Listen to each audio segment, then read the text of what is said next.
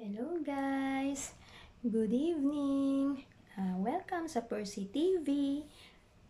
Ngayon, dun sa isang video ko na mention ko na malapit lang dito sa amin yung palengke.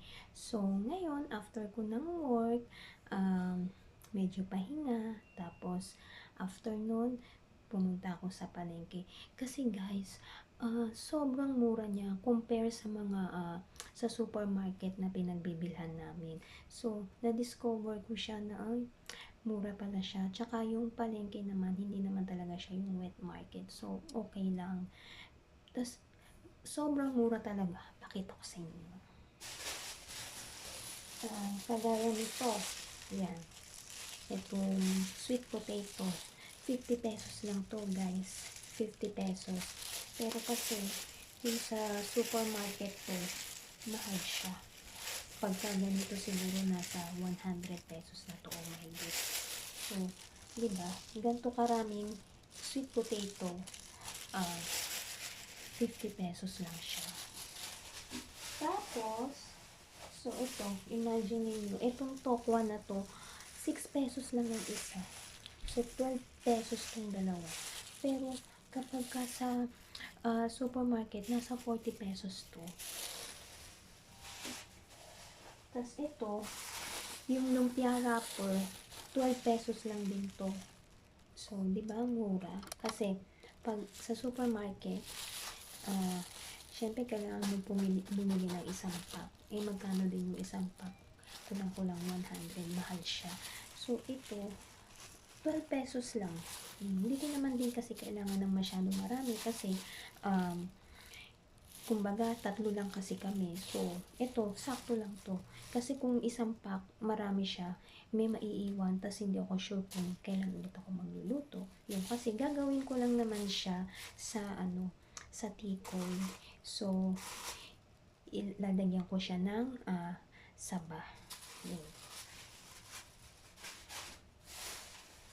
Tas, itong saba, yan, 49 pesos. Okay. Tapos, itong ampalaya. Kasi pag bumibili ako sa supermarket, magkano yung gantong ampalaya? Nasa 60 to 70. Pero, ano lang to, 37 pesos lang siya. Diba? Mura.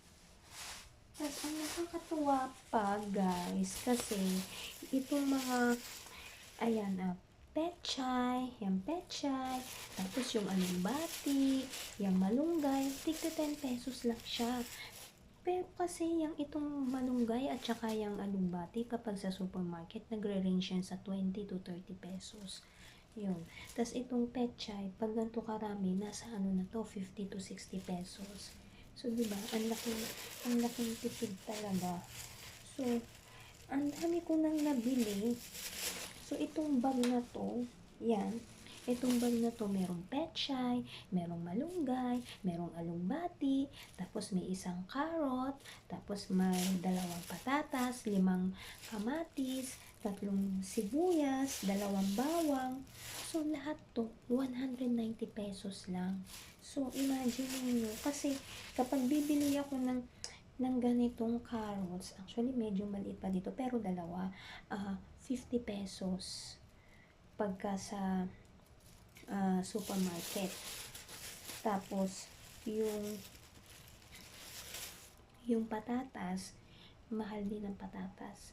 Kasi pag itong carrot tsaka itong patatas na binili ko, 80 pesos na silang lahat. So, mura. Mura talaga kapag sa supermarket. Kaya, yun lang guys. Share ko lang sa inyo yung mga pinamili ko sa supermarket. Kasi talagang, ang mura talaga sa palengke pala. Yun. Kaya, tas yun yung cucumber. May cucumber din pala doon. Nakasama.